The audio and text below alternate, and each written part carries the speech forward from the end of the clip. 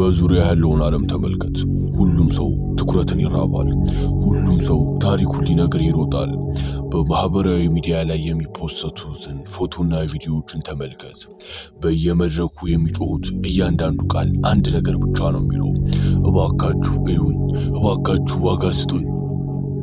ነገር ግን አንድ እውነት ልንገርህ፣ በጣም ተፈላጊው ወንድ በክፍል ውስጥ በዝምታ የተቀመጠው ነው። እሱ ትኩረትን አይለምንም። ትኩረት ግን በራሱ ጊዜ ወደሱ ይመጣል። ለምን መሰለ? እሱ ሚስጥር ስላለው ነው። ሰዎች ስላንተ ሁሉንም ነገር ካወቁ ሊቆጣጠሩ ይችላሉ።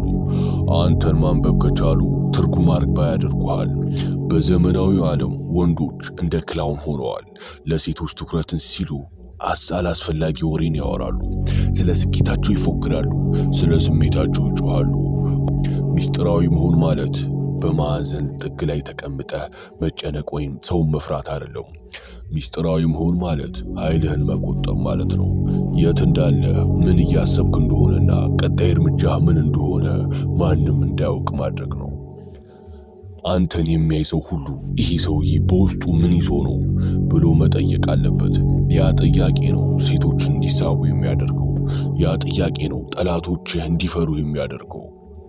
ዛሬ ከአማካኝ ወንድነት ወጥተህ ሁሉም የሚመኘውንና የሚያከብረውን ሚስጥራዊ ሰው የምትሆንባቸው 7 ጥልቅ ሚስጥሮችን እነግርሃለሁ። ይሄ ቪዲዮ ለደካሞች የተዘጋጀ ቪዲዮ አይደለም። የሰማኸውን ለመተግበር የምትደፍር ከሆነ ብቻ እስከ መጨረሻው አብረኸኝ ቆይ። ቪዲዮ ላይክ በማድረግ ጀምር። አንደኛ፣ በዝምታ መጥፋት። አንተ ሁል ጊዜ በየቦታው የምትገኝ ከሆነ ዋጋ ይቀንሳል። ማንም የማይናፍቀው ሰው መሆን አሳዛኝ ነው። ሚስጥራዊ ወንዶች መሰወርን ያውቁበታል። ለሳምንታት ወይንም ለወራት ከማህበራዊ ሚዲያ ጥፋ፣ ስልክህን አጥፋ፣ ሰዎች የት ገባ ብለው እንዲጨነቁ አድርግ። በዚህ በጠፋህበት ጊዜ ግን አልጋ ላይ ተኝተህ ፊልም እንድታይ አይደለም፣ በዝምታ ስራህን እንድትሰራ ነው። ጡንቻህን እንድታሳድግ፣ ንግድህን እንድትገነባ፣ አእምሮህን እንድታጠነክር ነው። ስትመለስ ግን የተለየ ሰው ሆነህ ትመጣለህ። ያኔ ነው ሰዎች የሚያከብሩ። ሁለተኛ፣ መረጃን ቆጥብ። ለምንድነው ስለ ራስህ ሁሉንም ነገር የምትናገረው? ያገኘኸውን ሰው ሁሉ ስለ ህይወትህ ታሪክ አታውራ። አንድ ሰው ጥያቄ ሲጠይቅህ ወዲያው አትመልስ። ለ2 ሰከንድ ዝም በል። ከዚያም አጭርና ግልጽ መልስ ስጥ። ዝርዝር ውስጥ አትግባ። ሰዎች ስላንተ የበለጠ ለማወቅ እንዲጠመዱ አድርጋቸው። ሴቶች የሚያፈቅሩት የሚናገረውን ሳይሆን እንዲገምቱ የሚያደርጋቸውን ነው። ሶስተኛ፣ የማይገመት መሆን። ሰዎች ቀጥሎ ምን እንደምታደርግ ካወቁ ተሸንፈሃል፣ አሰልቺ ትሆናለህ። ሚስጥራዊ ወንድ ዛሬ እዚህ ነገ እዚያ ነው። ዛሬ የምትወደውን ነገር ነገ ላታደርገው ትችላለህ። ይሄ ማለት እብድሁን ማለት አይደለም። ነገር ግን በሰዎች ግምት ውስጥ አትኑር። የራስህ ህግ ይኑር። ሰዎች ይሄ ሰውዬ አይታወቅም ሲሉ ትክክለኛው መንገድ ላይ እየተጓዝክ እንደሆነ እወቅ። አራተኛ፣ ስሜትን መቆጣጠር። ዓለም ሊያናድድ ይሞክራል። ሰዎች ሊያበሳጩ ይሞክራሉ። አንተ ግን እንደ ድንጋይ መሆን አለብህ። ሚስጥራዊ ሰው ስሜቱ ፊቱ ላይ አይነበብም። ደስ ሲልህ አትዝለል፣ ሲከፋ አታልቀስ። በውስጥህ የሚሰማህን ነገር ለራስህ አቆየው። ሰዎች አንተን ማንበብ ሲያቅታቸው ይፈሩሃል፣ በተመሳሳይ ጊዜም ይሳቡብሃል። ጥንካሬህ የሚጀምረው ስሜትህን በባሪያነት መግዛት ስትችል ነው። አምስተኛ፣ እንደ ንስር ተመልካች መሆን።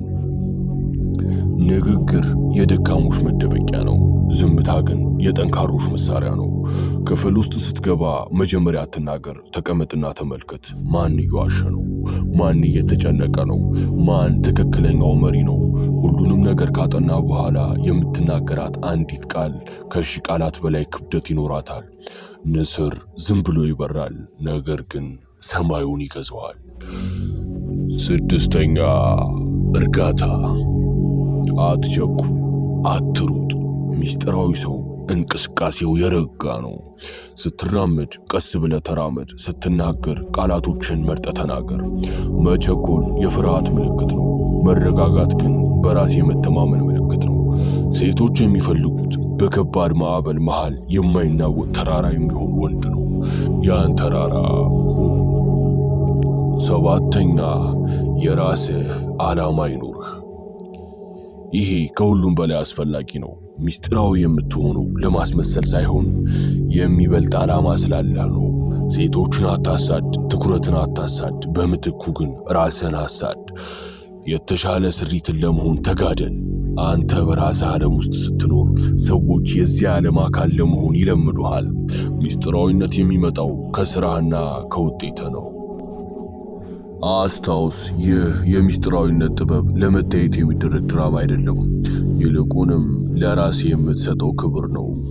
ዓለም ስምህን እንዲያውቅ አትለምን።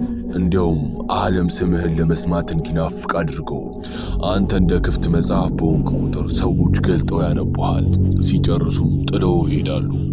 አንተ ግን እንደ ጥልቅ ውቅያኖሱን ላዩ ሲታይ ረጋ ያለ፣ ውስጡ ግን ለማንም የማይታይ ታላቅ ኃይልና ሚስጥር ያለው።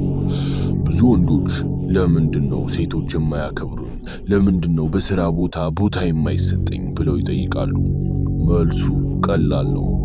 በጣም ትጮኻለህ፣ በጣም ትገኛለህ፣ በጣም ትቸኩላለህ። ዛሬ ግን ይቆማል። ከዛሬ ጀምሮ ድምፅህን ቀንስ፣ ስራህን ግን ጨምር፣ መረጃህን ቆጥብ፣ ጥንካሬህን ግን ገንባ። ሰዎች ስላንተ እንዲያወሩ አትፍቀድላቸው፣ እንዲገምቱ እንጂ። በነገራችን ላይ በሁሉም ነገር የተሳለ ሴፍ መሆን የምትፈልግ ከሆነ ይህንን ቻናል ሰብስክራይብ ማድረግ አትርሳ። በሚቀጥለው እስከምንገናኝ መልካም ቆይታ።